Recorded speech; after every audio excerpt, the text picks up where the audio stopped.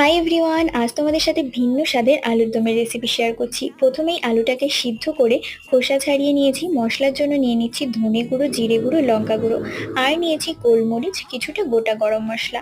জলের মধ্যে গুঁড়ো মশলাটাকে ভিজিয়ে কিছুক্ষণের জন্য রেখে দেবো। আলুগুলোকে ভালো করে লাল লাল করে ভেজে তুলে নেব। আলুগুলো বেশ ভালো ভাজা হয়ে গেছে, এবার তুলে নিচ্ছি।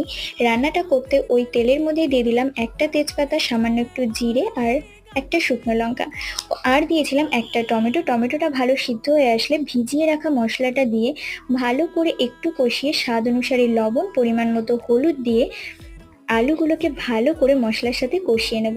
আলুটা 5 থেকে 7 মিনিট কষে গেলে ওর মধ্যে গোটা যে গরম মশলাটা নিয়েছিলাম সেই পেস্টটা দিয়ে একটু নাড়াচাড়া করে উষ্ণ গরম জল দিয়ে কিছুক্ষণ ফুটিয়ে অ্যাড করেছিলাম কাসুরি মেথি।